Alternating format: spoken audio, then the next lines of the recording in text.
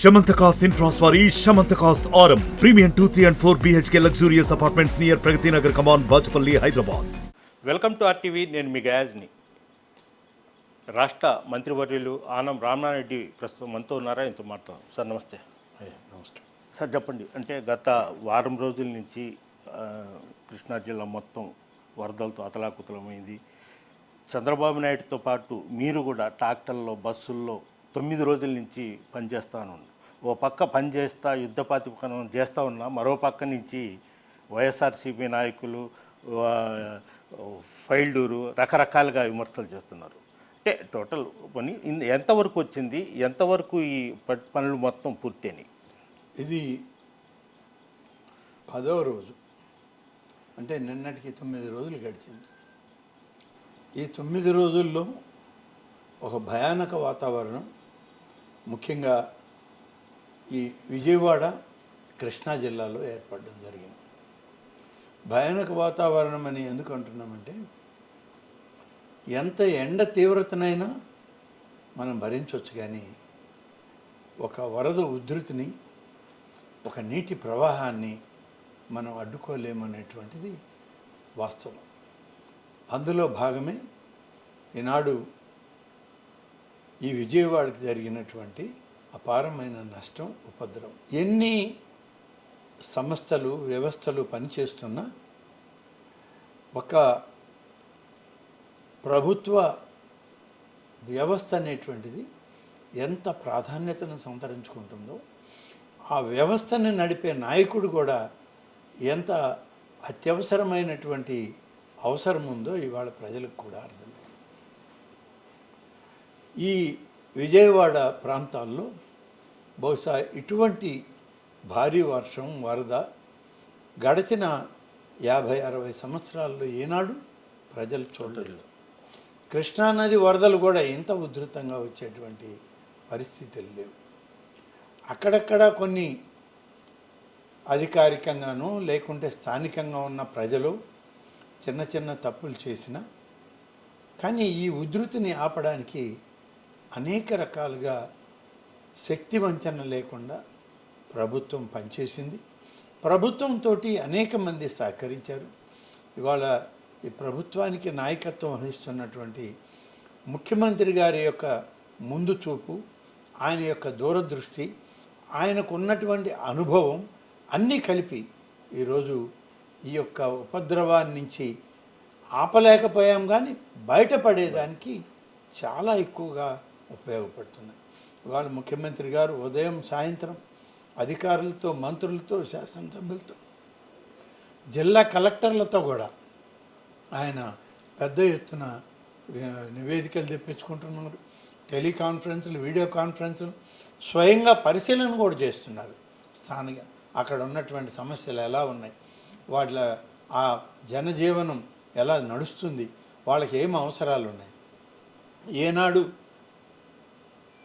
ఏ ప్రభుత్వం కూడా చేయనటువంటి విస్తృతమైన ఏర్పాట్లు.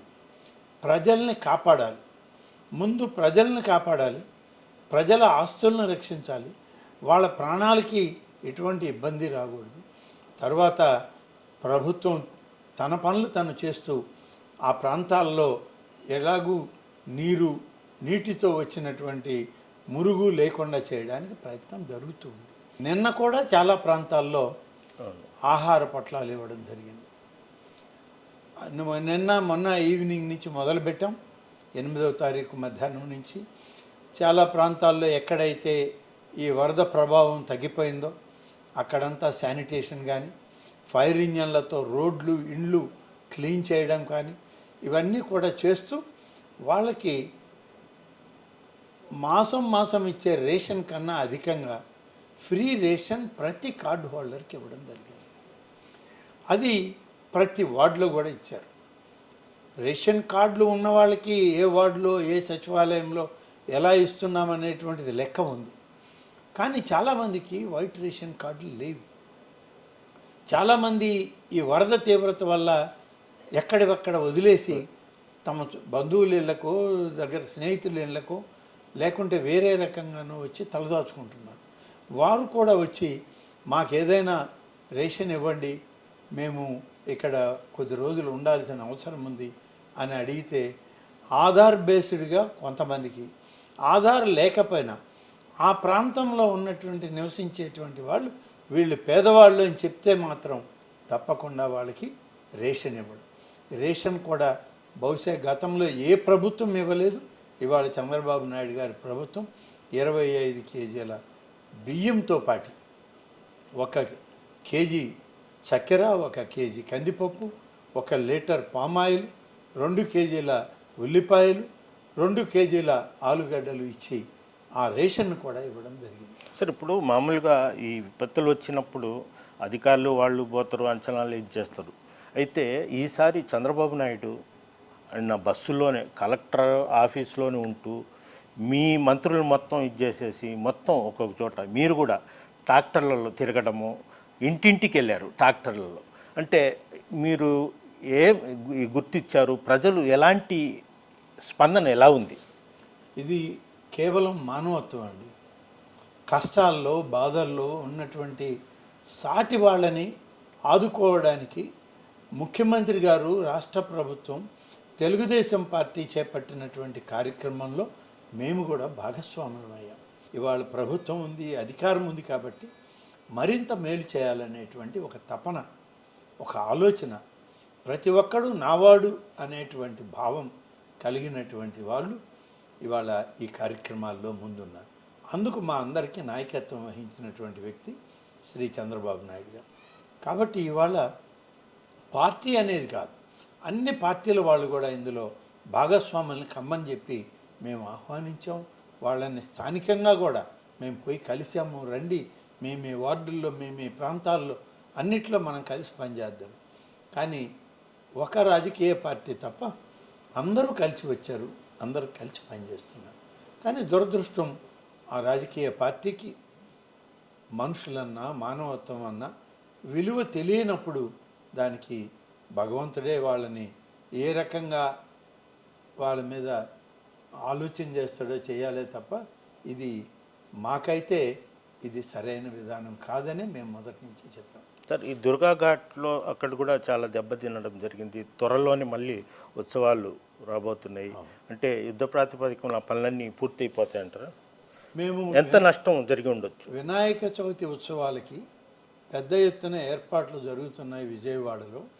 దానికి అనుగుణంగా మనమంతా కూడా పనిచేయాలని దేవాదాయ శాఖ తరఫున మేమందరం కూడా సమావేశాలు ఏర్పాటు చేసుకొని అందరికీ ఎక్కడెక్కడ స్థానికంగా ఆయా శాసనసభ్యులు ఉన్నారు, ఆయా కమిటీలు, వినాయక ఉత్సవ కమిటీలు ఉన్నాయో వాళ్ళతో కలిసి పనిచేయండి అని ఆదేశాలు ఇచ్చాం.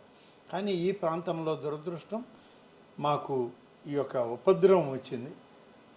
దానివల్ల సరైనటువంటి పద్ధతిలో ఏదో వాళ్ళు తాత్కాలికంగా స్థానికంగా వాళ్ళు చేసుకోగలిగారు. కానీ దేవాదాయ శాఖలో ఉన్నటువంటి ప్రతి ఒక్కరూ ఎక్కడికక్కడ ఆహార పొట్లాలను తయారు చేయడం, ఎక్కడికక్కడ స్థానికంగా ఉన్నటువంటి అధికారులు చెప్తే ఆ అధికారులు చెప్పిన ప్రకారం పోయి ఆ నీటి ఎద్దడిలో ఉన్నవాళ్ళు, ఆ వరద ప్రవాహాల్లో మునిగిపోయినటువంటి కుటుంబాలు ఆదుకోవడానికి అవసరమైన అన్ని రకాల ఆహార పదార్థాలని కేవలం విజయవాడ కేంద్రంగా ఉన్నవే కాదు, చుట్టుపక్కల ప్రాంతాల్లో ఈ రాష్ట్రంలో ఉన్నటువంటి అన్ని ఆలయాల నుంచి కూడా ఆహార పదార్థాలను తయారు చేయించి తీసుకొచ్చి ఇక్కడ ఒక సెంట్రల్ ఆర్గనైజేషన్ ఉంది ప్రభుత్వం నుంచి, వారి ద్వారా ఏ ఏ ప్రాంతాలకు అవసరమో వాళ్ళకి అందరికీ ఆహార పొట్లాలు ఇవ్వడం జరిగింది.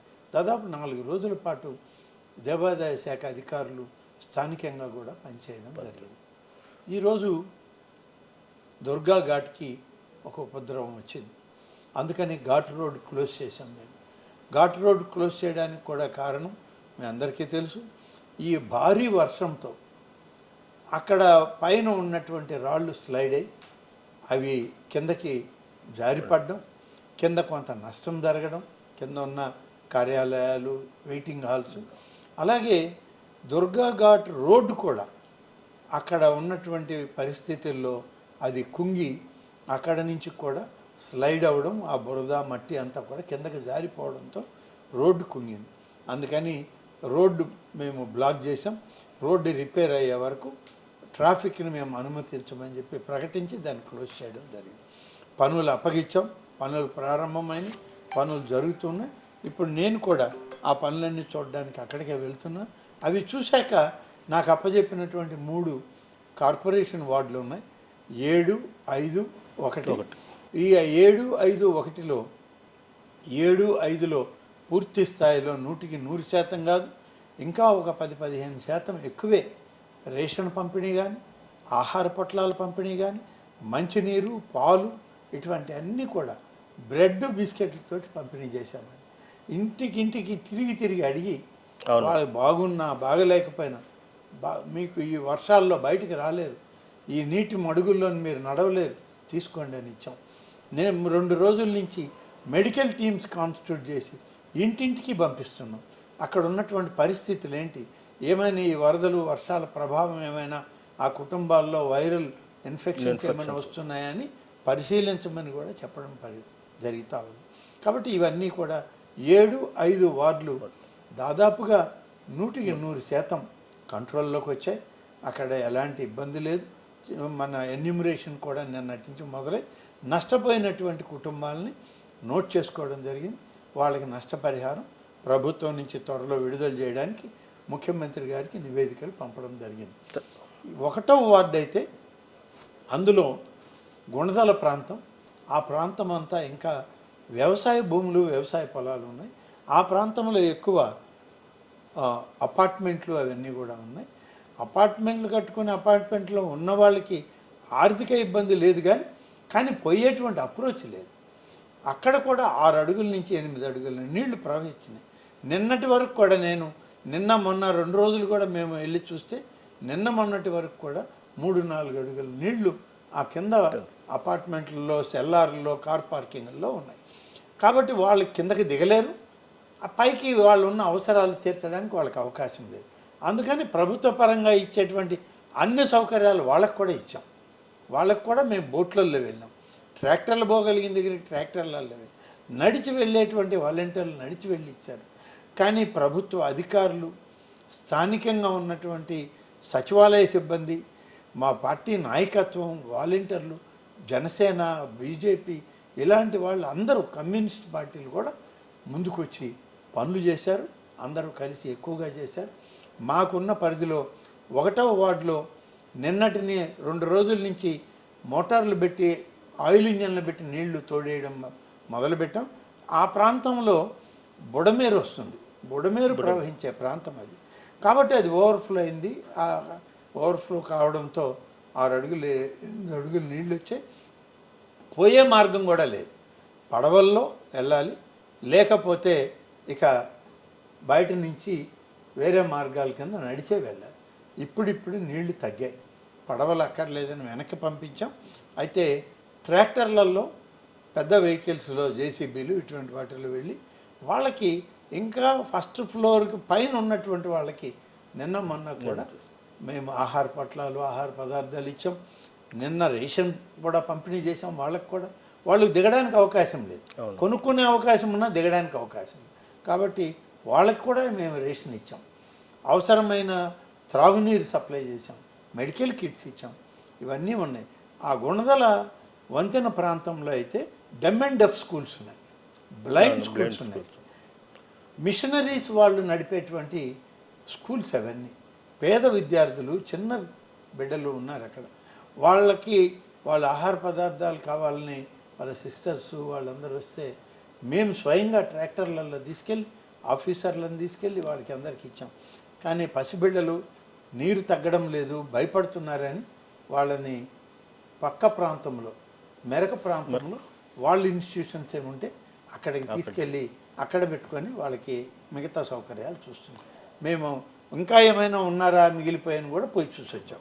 అటువంటివన్నీ కూడా కంటితో చూడడం. సార్, ఇప్పుడు మీరు ఫస్ట్ వాటర్ వస్తే వాటర్ ఇచ్చేశారు, సురక్షిత ప్రాంతాలకు తీసుకుని వచ్చారు, డ్రోన్ కెమెరాలతో కూడా ఫుడ్ అందజేశారు, మొత్తం అన్ని రకాలు. ఫస్ట్ ఆఫ్ ఇట్స్ కైండ్ అండి. అవును, ఇది భారతదేశంలో, ప్రపంచ దేశాలు నాకు తెలియదు, భారతదేశంలో ఒక డ్రోన్తో ఆహార పొట్లాలు ఆ కుటుంబాలకి అందజేసినటువంటి మొట్టమొదటి రాష్ట్రం ఆంధ్రప్రదేశ్ రాష్ట్రం. ఆ చర్యకు ఇది చెయ్యొచ్చు, ప్రయత్నం చేయండి అని చెప్పిన వ్యక్తి ఈ రాష్ట్ర ముఖ్యమంత్రి చంద్రబాబు నాయుడు. కాబట్టి అవన్నీ చేయగలిగాం. ఒక దూరదృష్టి ఆలోచన కలిగిన నాయకుడు ఇవాళ ఇక్కడ ఉండబట్టే అధికారులు కూడా పరుగులు పెట్టి పనిచేశారు. ఆయన బస్సులోనే ఉన్నట్టున్నట్టు ఈ 9 ఆయన ఇవాళకి 10వ రోజు ఇల్లు అనేది దానికి కూడా చాలా అన్యాయంగా మాట్లాడుతున్నారు వైసీపీ నాయకులు. తన ఇల్లు మునిగిపోద్దని కాదు, ఇక్కడ ఉంటే అధికారులకి అధికార యంత్రాంగానికి దగ్గరగా ఉండొచ్చు అనే ఉద్దేశంతో కలెక్టరేట్లో కలెక్టర్ ఆఫీస్ అడ్మినిస్ట్రేషన్ డిస్టర్బ్ కాకుండా కలెక్టర్ కాంపౌండ్లో ఒక పక్కన తనకున్నటువంటి బస్సును పెట్టుకొని అక్కడ ఉండి అక్కడి నుంచి తను అడ్మినిస్ట్రేషన్ చూస్తూ ఉంటే దాన్ని కూడా విమర్శించి హేళన చేసే పరిస్థితి అంత దిగజారిపోయింది వైఎస్ఆర్ కాంగ్రెస్ పార్టీ అంటే. ఇంకా ఇంతకన్నా నీచం మరొకటి ఉండదు ఆ పార్టీకి. సార్ అది కుట్ర జరిగింది ఆ బోట్లతో ఇదనేది చెప్తారు. ఇది కుట్ర జరిగింది అనేటువంటి దానికి చాలా ఆలోచనలు ఉన్నాయి. ఎందుకంటే 3 బోట్లు ఒకటిగా కట్టి ఏ బోటు ఓనర్ కూడా పెట్టుకోడు, విడిగా పెట్టుకుంటారు. అంటే ఒకదానికి 3 పెద్ద బోట్లు నాటు పడవల్ని కట్టగా ఒకదానికి ఒకటి జాయిన్ చేసి దాన్ని నిలుపుదల చేయాల్సిన దగ్గర చైన్తో యాంకరింగ్ చేయాలి. అలాగే గట్టు మీద దానికి యాంకరింగ్ చేసేటువంటి అవకాశం ఉంటే దాంతో గొలుసులతోనూ ఎన్ని బోట్లు కలిపినప్పుడు అక్కడ కట్టి పెట్టుకోవాలి. అన్ని జాగ్రత్తలు తీసుకోకుండా 3 బోట్లు మాత్రం కట్టి కృష్ణా జలాల్లో వదిలిపెడితే ఆ కృష్ణా 3 బోట్లు వచ్చి దాంతో మరొకటి వచ్చి ఇక్కడ ప్రకాశం బ్యారేజ్ గేట్లను ఢీకొన్న దానివల్ల అక్కడ ప్రకాశం బ్యారేజ్ గేట్లు దెబ్బతిని ప్రమాదకరంగా తయారయ్యాయి. ఇవాళ ఆ బోట్లు పక్కకు తీసి ఎవరివి బోట్లు ఎందుకు చేశారంటే నిన్నటి వరకు ఎవరు బయట రాలి వాని బోట్ల మీద ఏమైనా ఫోన్ నెంబర్లు అవి ఉన్నాయని చూస్తే బోట్ల మీద ఉన్నటువంటి ఆనవాళ్ళను బట్టి చూస్తే అవి 3 బోట్లు కూడా వైఎస్ఆర్ కాంగ్రెస్ పార్టీ అనేది అర్థమైంది. దాని మీద వాళ్ళ పార్టీ సింబల్స్ ఉన్నాయి. అవి ఎవరైనా ట్రేస్ చేస్తే కొంతమంది బోటు ఓనర్లు తేలారు. ఈ బోటు ఓనర్లు ఎవరంటే స్థానికంగా జగన్మోహన్ రెడ్డి గారికి కుడి ఎడమ భుజాలుగా ఉండి ఈ విజయవాడ రాజకీయం దుష్ట రాజకీయం చేసే నాయకులకి అత్యంత సన్నిహితులు అనేది అక్కడ ఎస్టాబ్లిష్ అయింది. ఎస్టాబ్లిష్ అయిన తర్వాత ఇరిగేషన్ డిపార్ట్మెంట్ వాళ్ళు దాన్ని రిపేర్ చేయడానికి నానా తంటాలు పడ్డారు. 6 రోజుల పాటు కష్టపడితే అక్కడ కన్నయ్య నాయుడు గారు అనేటువంటి సాంకేతిక నిపుణుడు వచ్చి బెంగళూరు నుంచి తుంగభద్రలో గేట్లు కొట్టుకుపోతే ఎవరైతే తుంగభద్రలో 38 టీఎంసీలు నీళ్లు ఉండగానే గేట్లు అమర్చగలిగినటువంటి సాంకేతిక ఆలోచన కలిగినటువంటి వ్యక్తిని ఇక్కడ కూడా తీసుకొచ్చి నిన్న దాని కౌంటర్ వెయిట్స్ పెట్టి 3 గేట్లను అమర్చడం జరిగింది. కాబట్టి ఇంత దురదృష్టమైన ఆలోచన ఒక రాజకీయ పార్టీ ఇంత విపత్తులో ఉన్న ప్రజల మీద మళ్ళీ ఇటువంటి దుర్మార్గమైన ప్రయోగాలు చేయడం సభ్యత కాదు. చాలా సామాన్య మానవుడు సామాన్యమైనటువంటి వ్యక్తి కూడా అసహించుకునే పని చేదరించుకునేటువంటి పని వైఎస్ఆర్ కాంగ్రెస్ పార్టీ నాయకులు అని చెప్పడానికి మాకు కూడా అసహ్యంగా ఉంది. ఆ పేరు చెప్పడానికి కూడా దురదృష్టం అంతే. ఇంకా సార్ ఇంకొకటి ప్రభుత్వ ఖజానా మొత్తం ఏం ఖాళీ ఈ ప్రభుత్వం వచ్చేటప్పటికి. అదేవిధంగా సుమారు 6 లక్షల మంది నిరాశలయ్యారు. అంటే ఈ పార్టీకి వాళ్ళకి ఫుడ్డు అన్ని రకాలుగా ఇచ్చేసిన ఇళ్లలో ఆర్థికంగా ఫ్రిడ్జులు టీవీలు బట్టలు మొత్తం పోయినాయి. వాళ్ళకి ఇవ్వాలన్న 100 కోట్లు కావాలి. అంటే ఒక్క గవర్నమెంట్ మీదే డిపెండ్ కాకుండా దాతలు కూడా ముందుకు రావాలనే ఏమైనా పిలుపు ఇవ్వబోతున్నారు? అందరూ పిలుపు ఇచ్చారండి. పిలుపు మేము ఇవ్వకముందే చాలామంది దాతలు ముఖ్యమంత్రి సహాయ నిధికి నిధులు సమకూర్చడం జరిగింది. గడిచిన ప్రభుత్వాలు ఏవి కూడా చేయలేనటువంటి సాహసోపేతమైన కార్యక్రమాలు ఇక్కడ జరిగేవి మీడియా ద్వారా చూసి సోషల్ మీడియా ద్వారా చూసి వాళ్ళుగా వచ్చి ముఖ్యమంత్రి సహాయ నిధికి రూపాయి దగ్గర నుంచి కోట్లాది రూపాయలు ఇవాళ ముందుకు వస్తున్నారు. వాళ్ళు ఇచ్చేటువంటి నిధులు వాళ్ళు మనస్ఫూర్తిగా మానవత్వంతో చేసేదాన్ని సహృదయంతో స్వీకరిస్తూనే ప్రభుత్వ బాధ్యతల్ని మేము మర్చిపోవడం లేదు. ఎన్ని వేల కోట్ల రూపాయలు ఖర్చయినా నష్టపోయినటువంటి సామాన్య ప్రజల యొక్క బతుకులు బాగుపడే వరకు ఈ ప్రభుత్వం పని చేస్తూనే ఉంటుంది. ముఖ్యమంత్రి గారి ఆలోచన అలాగే ఉంది. చివరిగా అంటే నెల్లూరు జిల్లా సోమేశ్వర జలాశయంలో బాగా దెబ్బతిని ఉంది. మనకు అక్టోబర్ నవంబర్లో వర్షాలు కూడా ఇచ్చేసే ఇంతవరకు పనులు కొన్ని లేట్గా అవుతున్నాయంట. అది పూర్తి అయితే నేను ప్రతిరోజు దాని గురించి విచారిస్తున్నానండి, సమస్యల గురించి. అక్కడ మొదట రోజు మేము అనుకున్నంత స్పీడ్గా పనులు అయితే జరగట్లేదు. కొంత నాన్చోట్ ద్వారా జరిగింది. మళ్ళీ స్వయంగా ముఖ్యమంత్రి గారే వచ్చి చూసి ఆదేశాలు ఇచ్చాక పనులు స్పీడ్గా జరుగుతాయని చెప్పి నేను కూడా అనుకున్నాను. కానీ అయినా నిర్లక్ష్యం వీడలేదు. మళ్ళీ తర్వాత ఈ వర్షాలు వరదలకి ఒకరోజు ముందే నెల్లూరుకు వచ్చి నేను సోమశిల పోయి వచ్చి జిల్లా కలెక్టరు అధికారులతో మాట్లాడితే వెంటనే చేద్దాం, వాళ్ళు చేయకపోతే వేరే వాళ్ళని మారుద్దామని చెప్పి అనుకొని కలెక్టర్ గారికి అన్ని అధికారాలు కూడా ఇవ్వడం జరిగింది. ఈ 9 రోజులు ఇక్కడ ఈ వరద తీవ్రతలో ఉన్నాం కాబట్టి అక్కడ పని జరుగుతున్నా నడుకొని నడుస్తుంది. దీని మీద ఇవాళ రేపు కొంచెం ముఖ్యమంత్రి గారు, ఇరిగేషన్ మంత్రి గారు, పాపం మా ఇరిగేషన్ మంత్రి గారిని అభినందించాలి. ప్రతి ఒక్కరూ అభినందించాలి. ఈ రాష్ట్రంలో నిమ్మల రామానాయుడు గారు అనేటువంటి మంత్రి గారు, బహుశా నేనైతే అటువంటి ఇరిగేషన్ మంత్రి గారిని దాదాపు 4 దశాబ్దాల్లో ఏనాడు చూడలేదు. పనులు చేయడం, చేయించడం, ప్రాజెక్టులు కట్టడం ఇవన్నీ సహజం. కానీ ఒక విపత్తుని కంట్రోల్ చేసే మెకానిజంలో సాక్షాత్తు ఇరిగేషన్ శాఖ మంత్రి కెనాల్ బండ్ మీద ఉండి ఒకవైపు కొట్టుకుపోతున్నాయి, ఒకవైపు కోసుకుపోతున్నాయి, బ్రీచ్లు పడిపోతున్నాయి, మహా వాహనాలు, ప్రొక్లైనర్లు ఇవే వచ్చి మట్టి వేయడానికి కూడా దిక్కులేని పరిస్థితుల్లో ఉంటే ఆ గట్ల మీద నిలబడి గొడుగులు వర్షం తడుస్తూనే గొడుగు ఇవ్వడానికి కూడా ఎవరు పోయే గొడుగు రివర్స్ అవుతాం. కాబట్టి అటువంటి పరిస్థితుల్లో ఆ వాహనం ఆ గట్ల మీద నిలబడి మరీ బుడమేరు బ్రీచ్లు క్లోజ్ చేసేటువంటి సాహసోపేతమైన కార్యక్రమంలో ముఖ్యమంత్రి గారి ఆదేశాలను చూచా తప్పకుండా లోకేష్ బాబు గారి యొక్క సహకారంతో రామానాయుడు గారు చేసినటువంటి కృషి ఇవాళ 3 బ్రీచ్లు క్లోజ్ చేయగలిగామంటే ఇది హ్యాట్స్ ఆఫ్ టు ఆ ముగ్గురికి. కాబట్టి ప్రభుత్వంలో ప్రతి ఒక్కరూ వారికి ధన్యవాదాలు చెప్పాలి. మా రామానాయుడు గారిని మేమందరం మంచిగా హృదయపూర్వకంగా అభినందిస్తాము. Okay, thank you sir. మరిన్ని వీడియోస్ కోసం ఛానల్ ని సబ్స్క్రైబ్ చేయండి. లేటెస్ట్ అప్డేట్స్ కోసం వాట్సాప్ ఛానల్ ని ఫాలో చేయండి. అండ్ లింక్ డిస్క్రిప్షన్ లో ఉంది.